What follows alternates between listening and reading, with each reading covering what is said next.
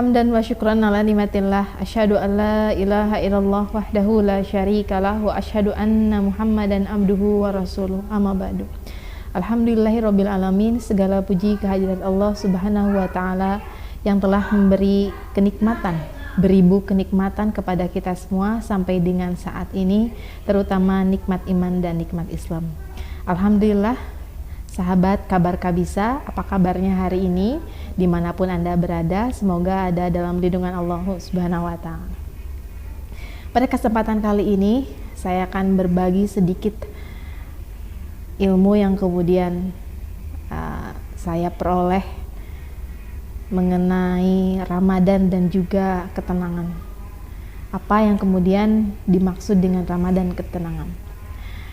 Hidup tentu saja akan menemui berbagai kondisi dan juga rasanya, berbagai tantangan, berbagai dinamika, mendapat konsekuensi atas segala pilihan yang kita pilih. Dan terutama tadi menjumpai ujian, berbagai ujian dan juga tantangan yang kemudian tadi kita sebut sebagai dinamika dalam hidup, yang kemudian menuntut kita untuk bisa berucap, bersikap dan juga mampu menentukan suatu perkara atau memutuskan suatu hal itu dengan tepat. Allah Subhanahu wa taala telah memberikan kita bekal, memberikan kita petunjuk, pedoman untuk bagaimana kemudian kita berucap, bersikap dan juga menentukan suatu perkara tersebut bisa dalam koridor yang tepat. Dua bekal atau kemudian warisan yang telah Nabi Muhammad SAW berikan kepada kita, yaitu Al-Quran dan As-Sunnah. Dalam saat Ramadan saat ini, kita ketahui bahwa Al-Quran adalah kitab suci yang turun pada bulan Ramadan. Sebagaimana dalam surat Al-Baqarah ayat 185, di sana disebutkan, A'udzubillahi minasyaitonirrajim, Syahrul Ramadan alladzi unzila fihil Qur'an hudal linnasi wa bayyinati minal huda wal furqan, yang artinya bulan Ramadan adalah bulan yang di dalamnya diturunkan Al-Qur'an sebagai petunjuk bagi manusia dan penjelasan mengenai petunjuk itu dan pembeda, yaitu membedakan antara yang benar dan juga yang batil. Al-Quran sebagai petunjuk utama hidup umat manusia, terutama umat muslim, ini dihadirkan agar tadi adanya ketepatan dalam berucap, bersikap dan juga menentukan suatu perkara. Dan juga tidak kalah penting, selain Al-Quran dan hadis, kita juga diberikan petunjuk berupa pembelajaran, sesi pembelajaran bagaimana kemudian sahabat Nabi SAW melaksanakan segala perkara-perkara dalam hidupnya. Sejarah mengajarkan berbagai macam hal, dan tentu di sini menjadi sempurna bahwa tidak ada contoh atau pedoman dan teladan yang dapat kita jadikan contoh tadi selain daripada Al-Quran, Al-Hadis dan juga sejarah pada masa Nabi, pada masa sahabat dan juga sahabat para Nabi SAW. Tadi petunjuk-petunjuk tersebut hadir agar adanya ketepatan dan juga akhirnya menuju pada keselamatan. Keselamatan tidak hanya pada area atau wilayah sekarang, yaitu dunia saja, tapi juga keselamatan itu hadir jauh daripada waktu hari ini, yaitu keselamatan akhirat. Fid dunya hasanah wa fil akhirati hasanah. Dan akhirnya dari ketepatan dan juga keselamatan, seyogianya kita akan menginginkan atau berujung pada ketenangan. Maka dari itu tepatlah jika Al-Quran hadir untuk menunjukkan atau mengarahkan manusia agar mendapatkan ketenangan. Sebagaimana dalam Al-Quran, bahwa Al-Quran itu atau mengingat Allah itu kembali kepada petunjuk yang utama itu adalah akan menghadirkan adanya ketenangan, terutama ketenangan batin. Sebagaimana disebutkan dalam Al-Quran surat Ar-Ra'd ayat 28,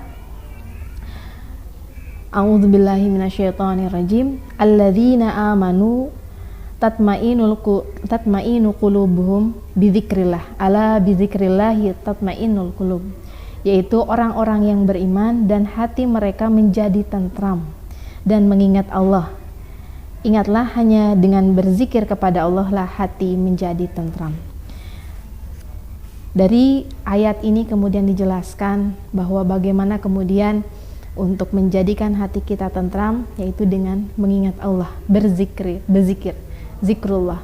Banyak hal-hal yang kemudian bisa kita lakukan atau masuk kepada aktivitas-aktivitas bagian dari zikir kita kepada Allah.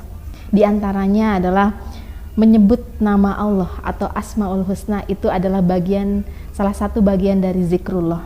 Kemudian kedua, mengucapkan kalimat thayyibah, beramal saleh karena iman, beribadah kepada Allah dengan sungguh-sungguh seperti salat, zakat, saum sampai seperti saat ini, dan juga haji dan yang lainnya.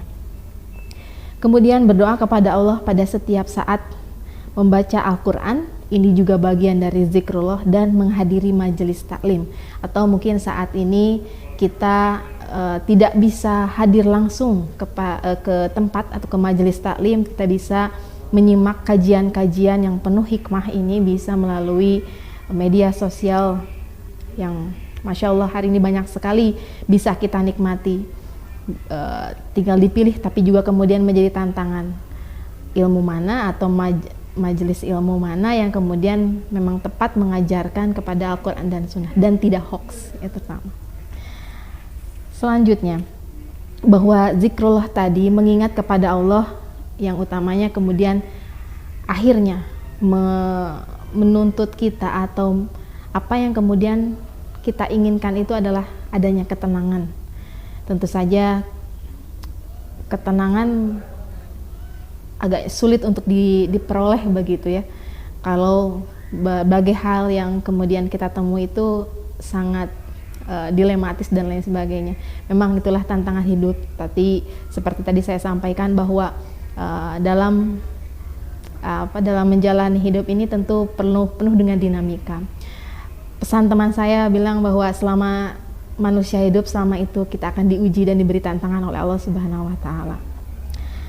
Zikir tadi menghadirkan ketenangan kepada kita semua. Selain itu juga zikir itu memiliki manfaat lain, yaitu memberikan pahala kepada kita, terhapusnya dosa, dan adanya kebahagiaan, yang mungkin kebahagiaan itu tidak bisa digambarkan, hanya dapat dirasakan oleh kita semua, dapat dirasakan oleh ahli zikir itu sendiri. Namun di selain itu, manfaat dari zikir selain tadi mendapatkan pahala dan juga ketenangan, saya pikir zikir itu memiliki kelebihan atau manfaat yang sangat luar biasa dalam kehidupan kita, menjadi bekal untuk kehidupan kita, yaitu adalah meningkatnya potensi kerja atau etos kerja bagi seseorang menjadi lebih produktif dengan zikir, dan juga meningkatkan rasa optimis, rasa percaya diri, karena memiliki keyakinan bahwa Allah is everything, bahwa Allah atas segala-galanya. Maka dari itu, dengan etos kerja, peningkatan etos kerja, dan juga kemudian rasa optimisme, rasa percaya diri atas keyakinan kepada Allah Subhanahu wa taala, tentu saja akan meraih ketenangan dalam hidupnya. Sahabat Kabisa yang dirahmati Allah Subhanahu wa taala, maka di Ramadan kali ini tentu saja bukan hanya mendulang pahala sebanyak-banyaknya dari subuh sampai dengan subuh kembali, banyak sekali aktivitas zikrullah yang dapat kita lakukan.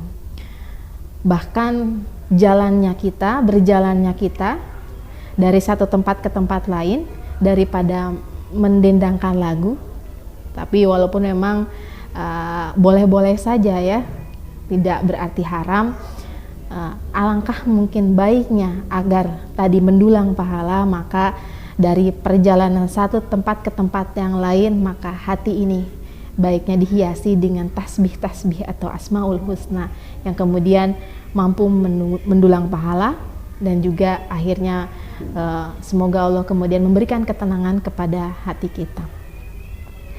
Maka dari itu tadi Ramadan selain mendulang pahala sebanyak-banyaknya dengan aktivitas mengingat Allah, yaitu zikrullah, yang kemudian mudah-mudahan berdampak dengan hadirnya ketenangan dalam aktivitas kita atau dalam keseharian kita. Demikian aku qouli hadza wa astaghfirullaha wa lakum. Wassalamualaikum warahmatullahi wabarakatuh.